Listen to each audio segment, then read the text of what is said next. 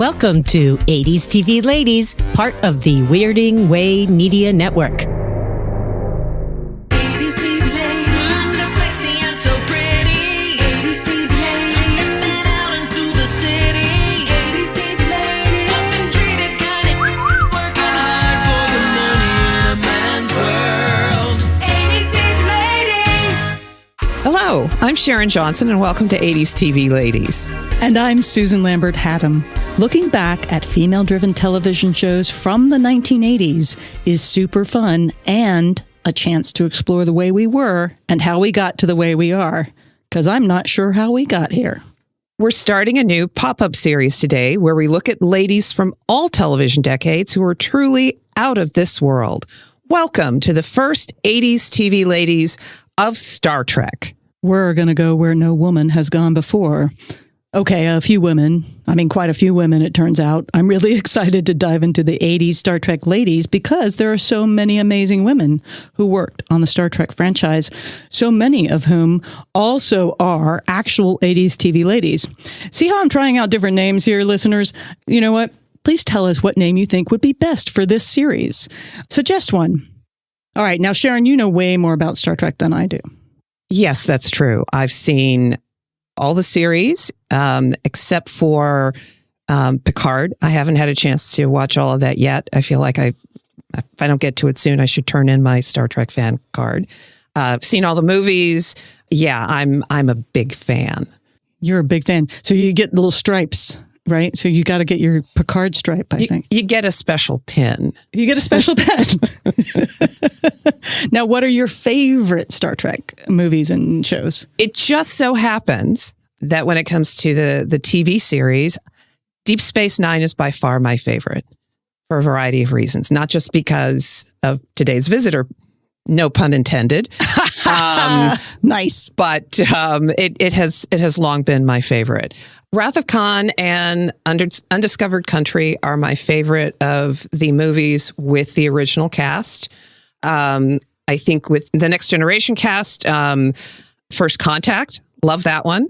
And then, of course, we most recently had a trio of movies with a whole new group of actors playing these characters from the original series with Chris Pine as Captain Kirk, etc. So, and how do you feel about those? I'm fine with them.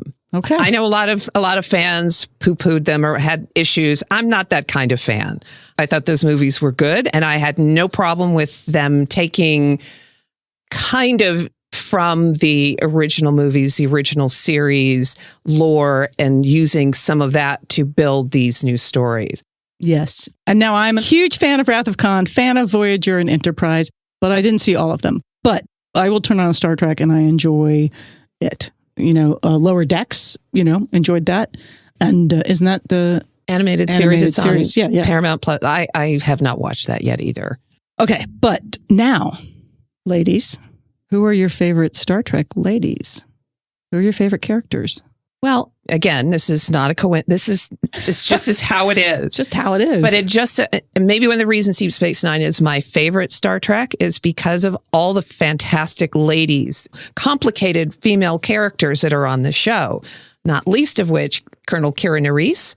And then there's Terry Farrell, who plays a Trill, who has a symbiont in her. So she has the memories of the other 8 or 9 people whose bodies the symbiote also lived in. So you got to see her evolve from this kind of, not exactly naive, but young woman. And then as she begins to really understand and have more experiences and take on the memories of all these other people, just sort of figure out for herself, who is she going to be? Is she going to be more like this one or that one? And she's trying different. It's very interesting. And not least of which, Oscar winner Louise Fletcher, who plays a recurring character who is a very complicated woman. She's clearly very ambitious, but she also is able to convey a vulnerability that you don't always see underneath any character who you love to hate. She was fantastic, and the character was so well written. And there were several others, including the mother of the Ferengi characters. on Ferenginar, which is where Ferengis are from. Oh, God, thank God you're on this show right now. Women are second-class citizens. It's a culture based around business, and the men do all the business. It's illegal for women to make money. Like America 1950. Actually, more like Handmaid's Tale, kind of, from what I understand, okay. but not with the rape and the stuff. But their mother has decided not only is she going to get involved in business, by God, she's going to wear clothes. Because women are not allowed to wear clothes on Ferenginar. You know, it's illegal. It's just not done. And they're horrified to see she's walking around wearing clothes. Anyway, so lots of really interesting female characters that we see on a regular basis, on a recurring basis, and then, you know, in guest starring roles in various times. Such a really rich group of women on the show. And of course, there's men too, and they're interesting, but.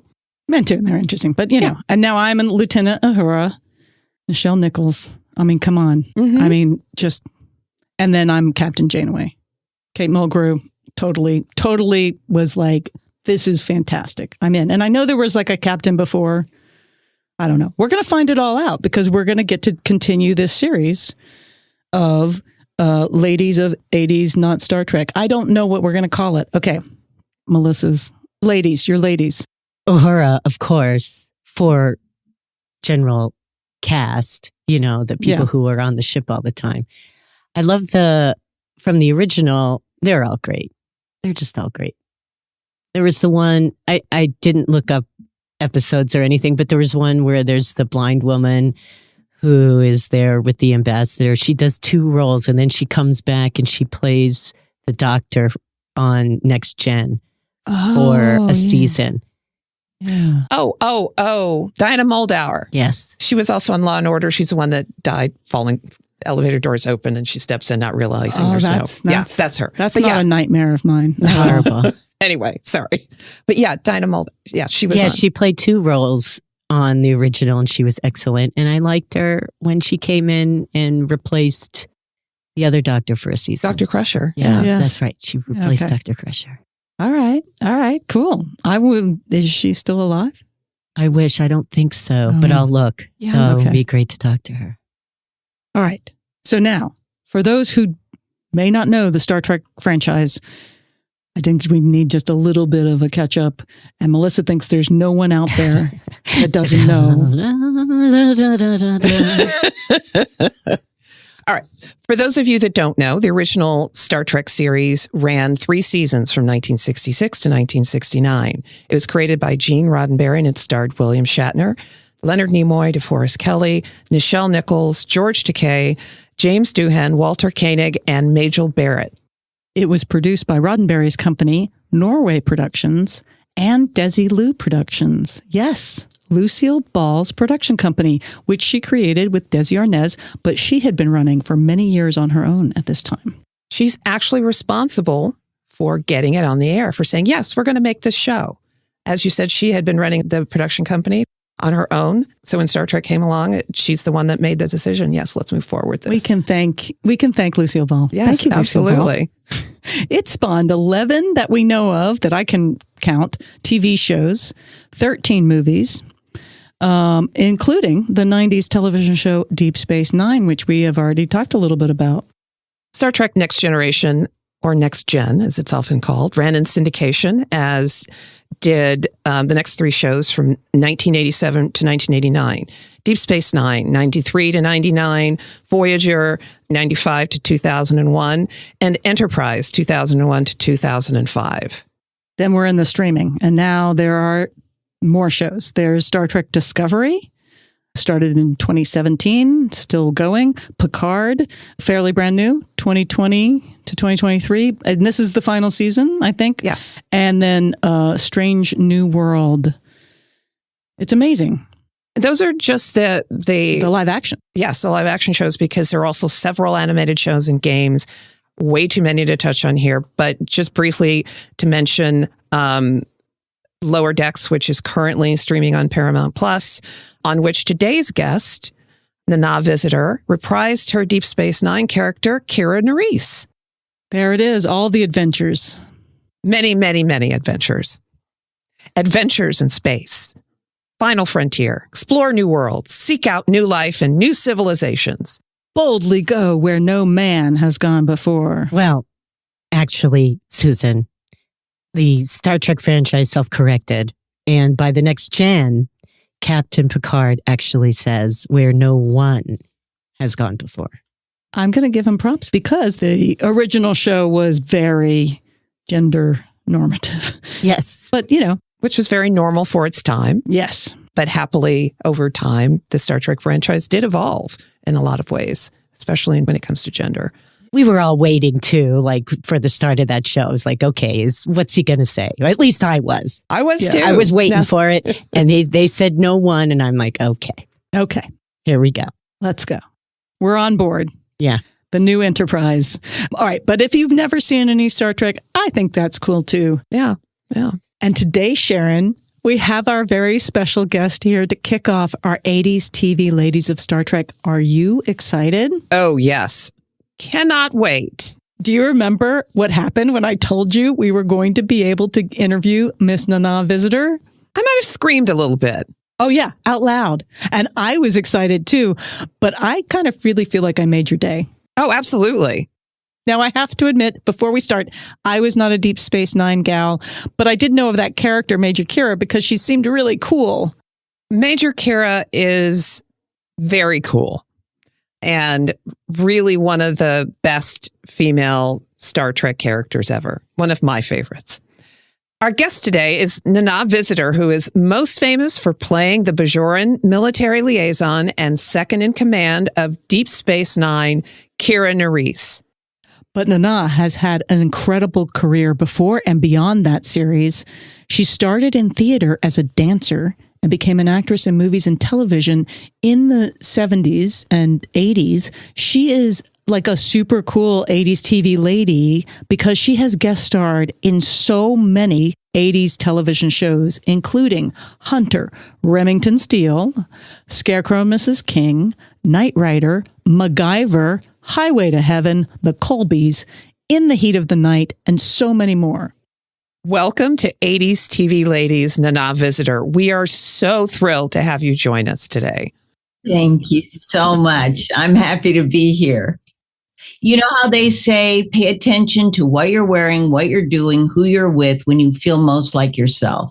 Mm. And that's a really good way to guide things and to go, yeah, these conversations, these exchanges, certainly with other women, because back in the 80s, it wasn't a clean, certainly for actors, it wasn't a clean exchange. It wasn't friendly for the most part, not in Hollywood.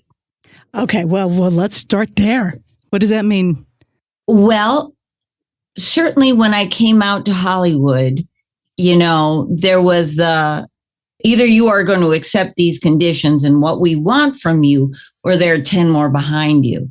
So the 10 more behind you became the competition.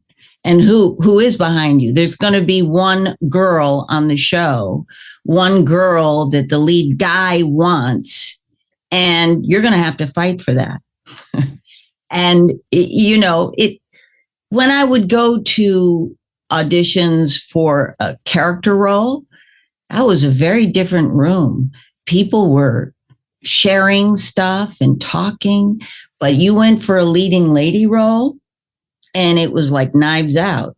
It's like only one of us can be here. That is so interesting. And you were going out for both. I did. I think I'm really a character actor. That's where I'm happiest, but they didn't know what to do with me. I remember an agent of mine going, "You're not pretty. You're not fat. I don't know what to do with you." Okay. You're gorgeous and you're beautiful. You're very sweet. But back then, I was not meeting the Farrah Fawcett standard. Wow. I still don't meet the standard of what they want a grandmother to be. And that is the box I should be in right now. And I don't meet it. So they still don't know what to do with me. But back then I had short hair. I was, extremely thin because I'd been a dancer. And they were like, "What are you?" Don't know what to do. So you desperately try to make yourself one of the archetypes that they're looking for, but they're not really archetypes, they're boxes. Yes. And we talk a lot about the roles for women and how few there were on any of these shows, and how often over seasons it would shift unless someone was actively working to put women center. Right. So I know that you grew up in New York theater. I did. All around dancers. Yeah, I was all around dancers. My parents were deep into the Broadway scene. My mother was this very strange, very powerful ballet teacher of all things, except people came to her who weren't interested in learning ballet. They wanted to hear her speak. They wanted to hear her give them permission to be who they were.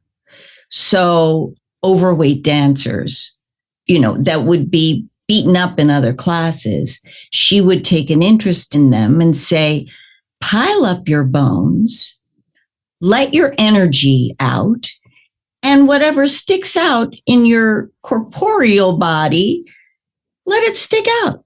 If it sticks out, it sticks out. You're dancing with your energy body. So that would free people up and also give them a different perspective on themselves just in their lives. So she was very interesting, and she became a big coach of many of the Broadway stars. And my father was Jerry Robbins' assistant, and then co-choreographed with Bob Fosse for like 25 years, assisted him at first and built up. And then he was a choreographer on his own. But there were always interesting people in and out of the apartment for dinner. And the talk was always, there would be arguments about pirouettes. My parents would argue about, no, that is not, and people would get up and start demonstrating and doing it. It was all very passionate about performance and dance. I did work immediately and kept working. So I'd do acting work, which is what I really wanted to do.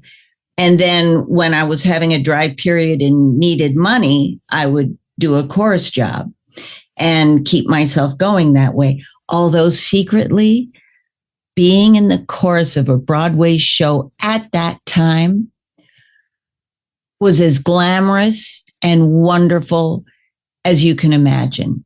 It was one of the best jobs I've ever done.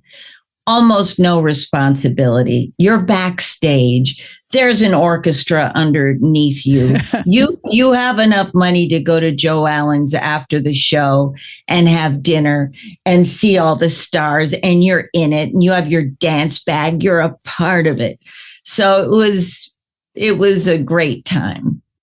I heard that you auditioned for All That Jazz. Can you please tell us about that? I have images, which is how I think and how I remember things. That's how I talk. I see the image and then I can describe the image. So I'll tell you that I have images like postcards of Bob Fosse. It was him and me in one of the typical hideous, dirty dance studios off 8th Avenue. And when I walked in the room, he was by the windows, hunched over, smoking. It's like, that's more Bob Fosse than looking at his face, that physicality of the dancer with the cigarette. And he was so kind. Of course, I was his, You were known to him. Yes, I was sent by an agent. He was interested in auditioning me, but I was also my father's and mother's daughter, and he had been in my mother's class and all this history. Although I didn't really know him, that all predated me. I didn't know him at all. So this was my first introduction. And we danced together. There was no one else there. It was him and me. He taught me the routine he wanted me to do. We acted together. We sat together. It was hours and hours and hours. And the biggest thing I got from it was when he held my face. And it was at a time where we were losing people to drugs. And he had his own struggles. And he held my face and he said, "You're not going to get this. You're not right for it. But you are going to work and you will do well. But you have to promise me, don't even try drugs. Nothing. Stay off of it and you'll keep going." And it was Bob Fosse. It was like, one of my, how was I not going to listen to that? So I never did anything. Never. Even in the clubs, because I loved hanging out at, all the discos. Le Jardin, the Hippopotamus at that time was still going, all of them. And it was big to like share poppers. The other dancers, even that weren't with you, would try to put it under your nose. And I got really good at going, no, no, nothing. Bob Fosse told me so. Bob Fosse told me. That's right. If Bob Fosse tells you to not take drugs. That's right. And when I came out to LA, I went to a big Hollywood party, producer, just like you hear about.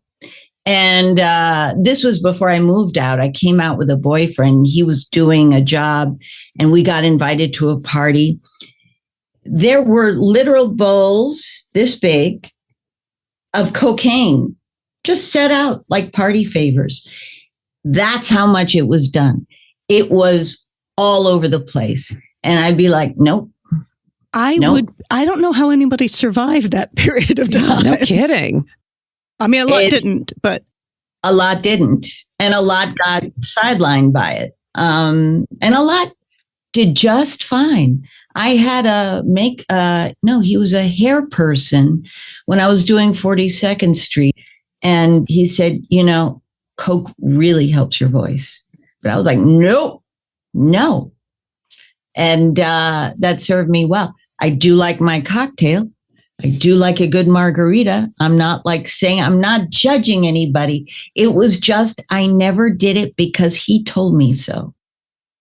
Back in the day, there would be dancers with a to-go cup of coffee and a cigarette. That's what everyone lived on to keep your weight down. So everyone smoked. Wow. All right. So did you watch Fosse Verdon? I did. Okay. And so accurate, not accurate? What do you think? So accurate, especially her. It wasn't Gwen, but it was absolutely the essence of Gwen. Absolutely the essence. It was hard to watch. It's so, but you know what they had and what my parents had was this laser focus on the work. It was church. It was purpose. It was the most important thing in the world. It took precedence over almost anything. It was like, my mother called and I said, I'm about to go on set. She said, go. It's like, boom. Work trumps all. What you're doing, focus, all of that. So, I mean, that's comfortable to be so sure of what's important. Mm-hmm. Once you start questioning that, life isn't so black and white anymore. Yeah. What made you want to take that move, though, from dancing into acting? Was that always what you intended, or was there something that happened along the way? Well, dancing was really difficult for me, although I could do it. And I think it was structural things that, I remember a chiropractor looking at me when I was very young and going, you don't have to deal with it now, but you will someday. You'll deal with the things that your spine is doing. So yeah, so it was just uncomfortable. It always cost me more. It was like double competency. I couldn't just dance. It was dance through the pain. So I think it was that, but also I just had this brain that was so interested in people, watching people on buses, trying to figure them out, trying to understand, going down the street and thinking, every light that's on, there are all these complications people are having, fights, loving, tears, boredom. The human condition was fascinating, and being an actor was where I studied it. That is pretty amazing because, again, I think that is a different form of storytelling than dance. Yes. And so interesting that that's where you gravitated to. And I think, so you were the youngest? Yes. And so you were just watching these people, ahead of you. I remember my mother let me bring my kittens. I had kittens at the time. I was 8 years old. They didn't have a babysitter. So I went to my mother's class. And I would sit there on the floor and I had my kittens. My mother was such a bohemian. And I was so bored. It was classical music, a pianist playing classical music. And I was so bored, I'd play games going, okay, why is that dancer better than that one? How come my eyes go to her? And of course, it was Gwen Verdon, and that's why. But once you watch Gwen Verdon dance for a while, you get a sense. So that really, when I was a teenager, finally, after sitting and watching class so much, I just got up and danced. I'd practiced it in my head so much. That's interesting. I would have thought that you had started dancing yourself much younger, certainly by the time you were 8, but that's interesting. No, and I get it because I think it's a natural thing. I remember my boys being young and, looking through for something good to watch on TV and going, oh, there's mama. It's like, oh, that's boring. And, so dance was what my parents did and what I heard about all the time, so I had to watch. So I never really wanted to get up and do it until I did. That's amazing. Before we move into television, because I know we have to get to that, you were in Gypsy with Angela Lansbury? Yeah, I was. Can we talk about that? My sister, Zan Guest, did it on Broadway and in England and a tour of it. And I can't remember why, but they decided to have me audition for yet another tour. And I did it. And I was 18 years old. And she taught me so much. She was very generous and taught me how to project, where to look at her, what to do. She was amazing. And watching her every night was an education in how to carry a show. Because you are the guide. You are taking everyone on this trip when you're a star of a show like that, including the rest of the cast. And, it's like being number one on the call sheet. There's a lot that's up to you. And she was an artist at that. Wow. At 18, such a baby. Yeah. I was such a baby. I didn't get it. And after that, there was a barrage of movie auditions, and it was like, okay, this girl is something. And I was with the ICM at the time, and I just auditioned for everything. And I remember I did one movie, hated it so much. I pretty much shut down my own movie career. It was like, now directors have too much power, not creatively, just over humans. And I hated that. I hated that they could do whatever they wanted and get away with it. So I went, okay, I'm going to avoid that. I still want to act. So TV. It sounds like it was an abusive situation. Yeah. Yeah. It was. And I was young and naive. And when I went, hey, I don't want to go back and loop this because if he's going to be there. And the casting director, who was a woman, but his friend, said, you're going to do that or I'll blackball you. So I went and did that. And I went, not interested in this. I'm not interested in this. I went to Nightingale Bamford School for Girls in New York City. And at that time in the 70s, they were teaching us all to be powerful women. And it was like being sucked back in time to be a young woman on a movie set. So it was like, you can't fight this. No one's going to listen if there are 10 more behind you. So TV sounds good to me. Directors aren't powerful there. Because, writers are powerful. Showrunners are powerful. That's right. And they're usually in another building. They're busy. They're very busy. They don't have time to cause trouble on a set. That's right. That's right. I want to talk about Ryan's Hope. Yeah.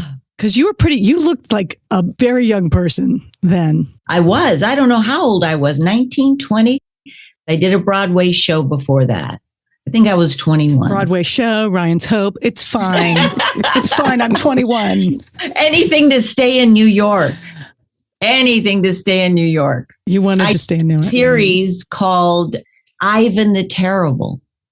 And I played Svetlana, and it was a Russian All in the Family was the concept. Okay. So right. we all lived together in 2 rooms, and there were like 12 of us or something. But there were some incredible character actors. I was going to say, that sounds like a perfectly great concept for a show. Oh my God. It didn't make it. And I've never seen a copy of it, so I can't judge it. But Lou Jacoby, Phil Leeds, Despo, Maria Karnilova, and more. There were just unbelievable actors in this, all from this stage. Wow. And then Ryan's Hope had a lot of pretty amazing actors in it that went on to do a lot of things. Yep. Including Star Trek. Star Trek. Yep. Although we never worked together. Kate had already left, but she left like a waft of a reputation. They loved her. They were convinced she was the next big thing. She was very, very dear to not just the actors' hearts, but the grips, the writers, everybody loved Kate. That's awesome. Yeah. Kate Mulgrew. Yeah. In Ryan's Hope, the storyline you're doing was you're Jewish and you're in a relationship with someone who's Catholic, so you guys can't be together. Like, Right.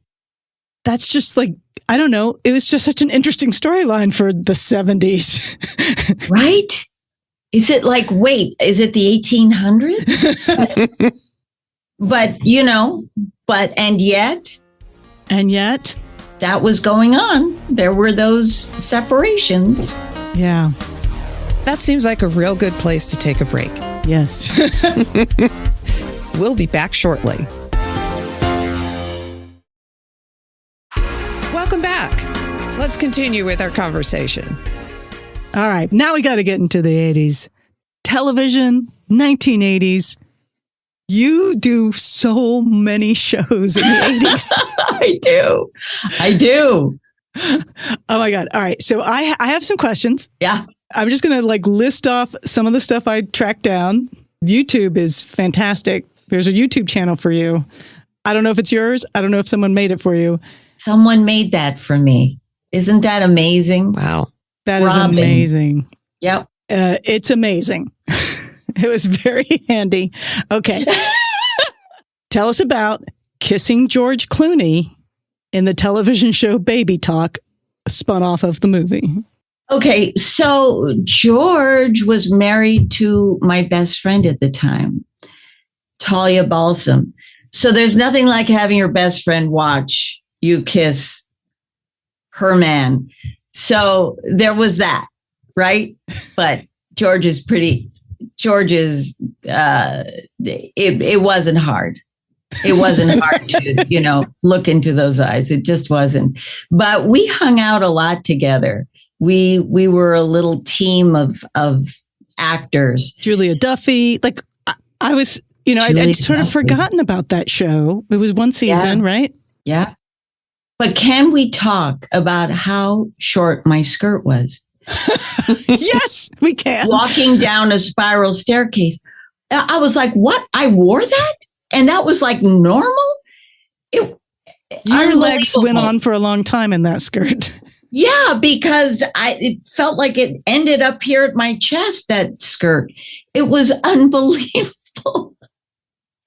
But that's what we did in the 80s. Certainly, if you didn't have hair, you had to show some leg. Something had to be going on. Something had to be going on. Well, Yeah. and I'm thinking of all the roles, right? It's vixen and murderer and like what the guest star roles for women were. Dead body, vixen, Dead murderer. body. That's right. Either I was being murdered or I was murdering someone. I found that if I changed my hair color, I could go back and forth. Murderers tended to be blondes, very light colored blondes.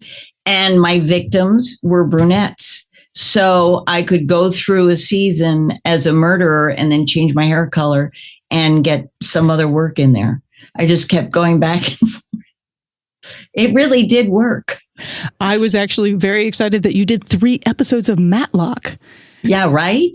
And Isn't that crazy? yeah. And that was the time again that they would bring the same actors back to play completely different characters. That was fun. That part of it was fun. And I did the same in MacGyver. I came back for MacGyver. And it was always very interesting to go, especially if I got to see a show like first season, and then you come back a couple of seasons later and you see how everyone's doing and they are exhausted. And, it's like, okay, at first everyone's singing and happy and joking, and then it's just like a drag through. It was punishing what we did back then. It was not doable, especially going on location and doing these physical things, long days, 26 shows. It's crazy, the number of shows. And again, you're like, okay, maybe that's why there was cocaine everywhere. Well, yeah, there was something, or bad moods, or, the regular actors. I think we all know this now, that with a certain amount of lack of sleep, it's as if you are intoxicated. You are not yourself anymore. And it's dangerous. And that's where we were in the 80s. We were intoxicated. Well, me in the 90s too, intoxicated with a lack of sleep. Yeah, because it's just like the grind, work Just that the grind. 12, 14, 16-hour days. That's right. It's crazy. All right. I have a couple more to ask about. I want to ask about working with Stephanie Kramer on Hunter, because we get a lot of people that write to us about Hunter and Stephanie Kramer in particular on this show. She was in person even more beautiful, stunningly beautiful woman, and smart. And remember how I said there was this competitive edge with women? Not with her. She was very kind to me. And she didn't have to take the time with the guest actress, the girl of the moment. And she did. She was really warm and sweet. Okay, that makes me happy and warm inside, because we want to get her on the show at some point. And again, a number of listeners have reached out about Hunter and Stephanie Kramer and her character as being meaningful to them in the 80s. Really? Because that relationship never went into a romantic relationship. That's They right. were friends. They just worked together. They just worked together. And there was clearly some chemistry, but they just worked together. And so I think it was one of those places where it was like, oh, men and women can work together, and it doesn't have to be about them then getting together and having a relationship. Yeah, to this day, there always seems to be this push on shows where there's a male and female lead that someday the characters have to fall in love and get together, as opposed to just working together, which is what usually happens with people. So It's an old trope. Mm-hmm. And it's also, I felt like back in the day, it was a scare tactic for everyone. See, you put men and women together, this is what's going to happen. Yeah. You want that? That you was want your definitely, husband to go to work with women? Yeah, that was definitely that was like the whole military argument, right? Like women can't be in the military. They'll be having sex everywhere. You're like, what? Yes. I don't know that that's why women want to be in the military. Okay, so a few more shows. Working Girl. Let's talk about movie to television. Can we talk about Working Girl? And again, talk about another amazing cast. You're amazing in it. I watched some episodes of that. It's confusing what it is trying to be, but I love that it becomes this working woman show that's literally about working women. I haven't seen it since it aired, so I can't speak to that too much. But and I was playing the stereotypical nasty boss who's scared of, young women. And how old was I? It's like so weird. You look like you were also 25 at that point. Yeah, it's so funny.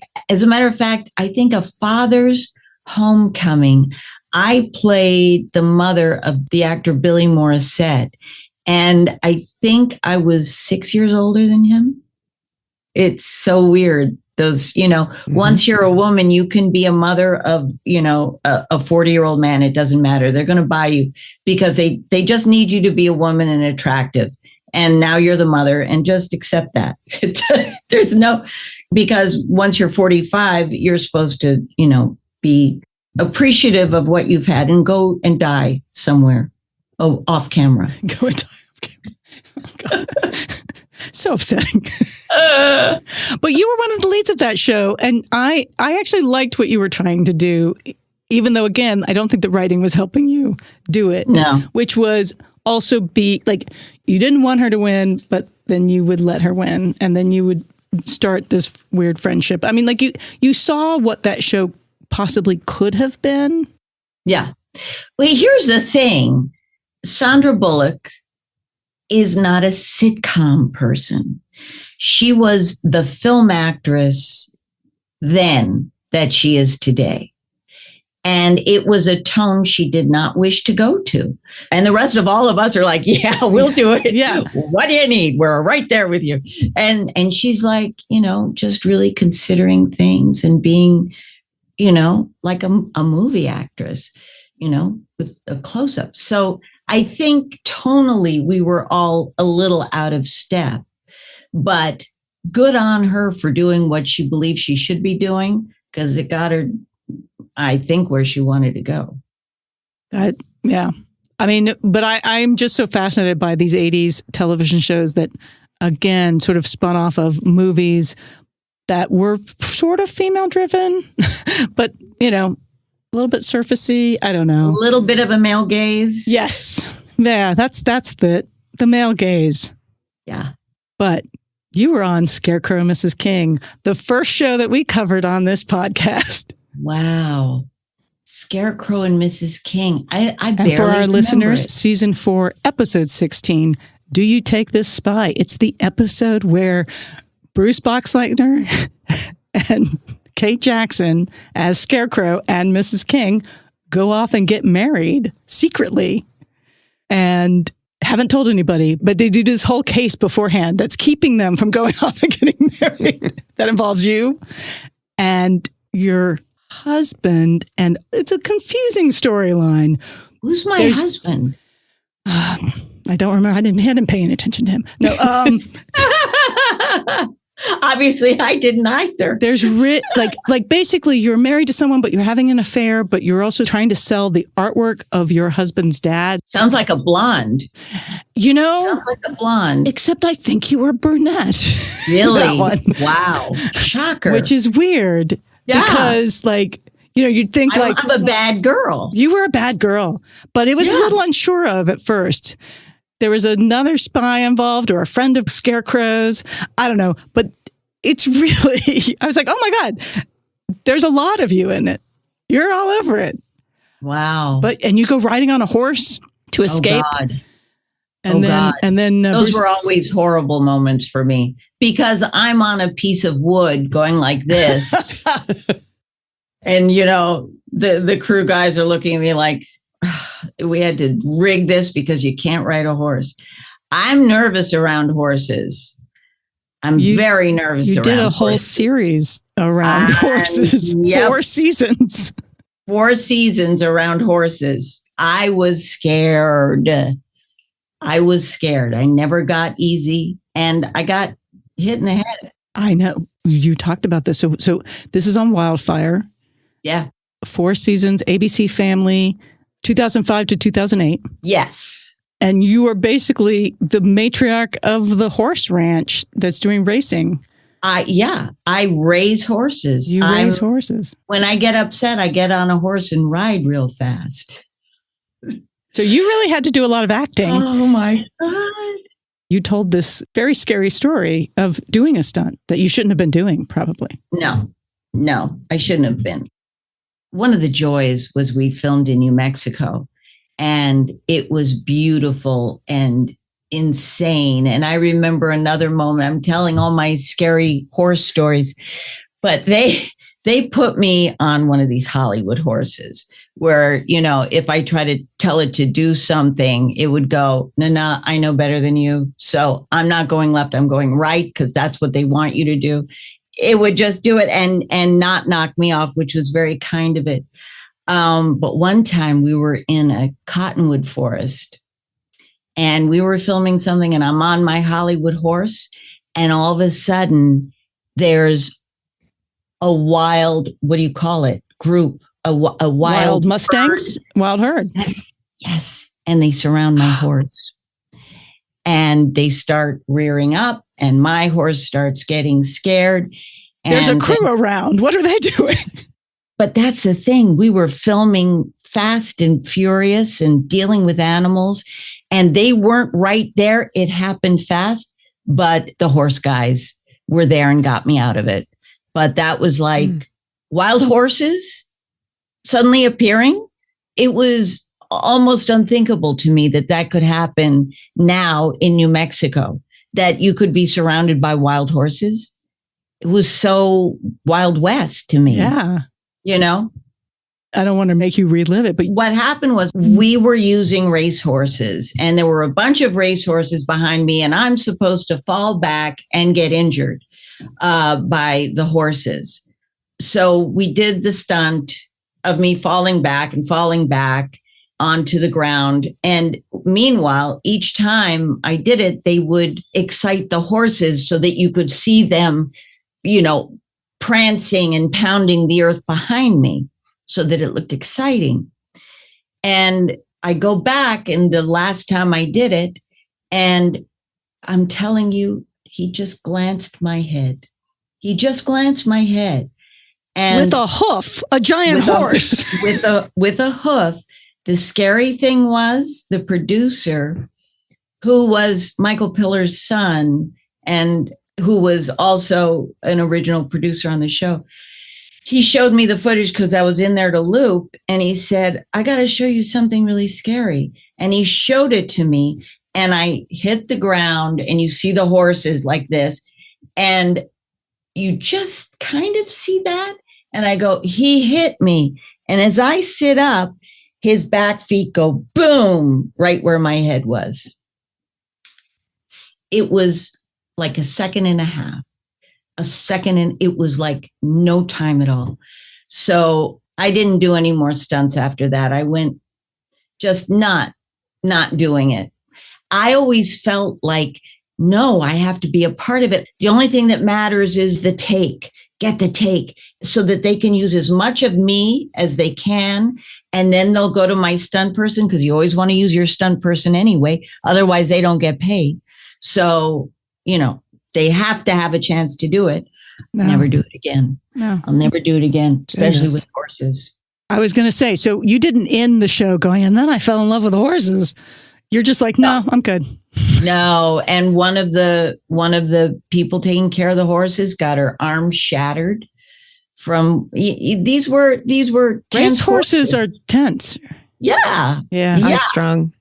High strung. So yeah, but it was, all that said, it was amazing to be away from the watchful eyes of a company, to feel like we were on our own, just making this as best we can. And hey, yeah, I'll do that.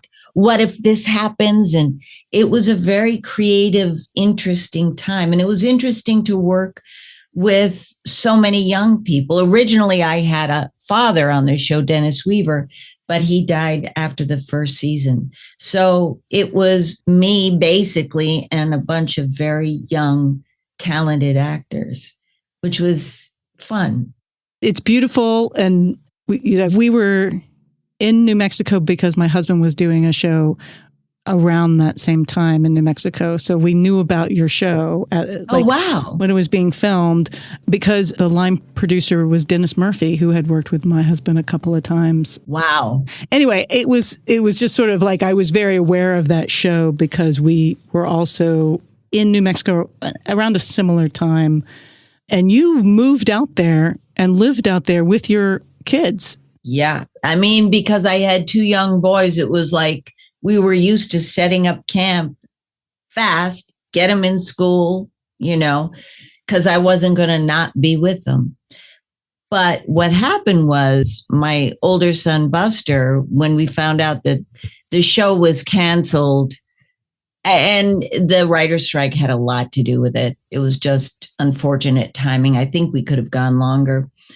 He was like, I want to finish high school in one place, because we'd gone back and forth all over the place. So New York, Vegas, California, New Mexico, he was done. So I said yes, and we stayed there. And I could have kept going, except the work there wasn't a lot for me to do. Yeah. But you like New Mexico? I loved it. Were you in Albuquerque? Corrales, which is a very unique place it's a very, in every sense, mixed community. And there was one artist who walked her llama down the roads every day. And she had ribbons in her hair, and her llama had ribbons in her hair. It was a very unique place. Some guy had camels. There was an alpaca group that lived right next door to us. It's amazing to get out of your car and see alpacas and not be interested because you're so used to it. Because the camel is far more interesting. Yeah, I would travel for the camels, and goats just kill me. Goats, I love goats, and a lot of people had goats there, and that was just entertaining to walk past the goats. Again, I love the art of that northern New Mexico, Santa Fe area, and all the little towns around that are these really unique towns. There was one grip that was native there, and he saw my struggles. He saw the guys trying to teach me to ride, and he said, take your horse, go up in those hills, get lost. When you find your way back, you'll know how to ride him. And I thought, oh my God, I wish I had done that. But it was like, no, I'm still too scared. I am never doing that, but thank you. But thank you. That was a moment I won't forget. It was so atmospheric of New Mexico. All right. You did an episode of It's a Living, which is a show that we talk about. Do you remember that? Yeah, I remember that. I remember that scene because it was one of the few scenes not in the Bonaventure. It's not in the club. You're a secretary at a big record company guy. And the piano player guy thinks he's going to have a big career. And you're there kind of to burst his bubble a little bit, even after his bubble's been burst. It's kind of lovely.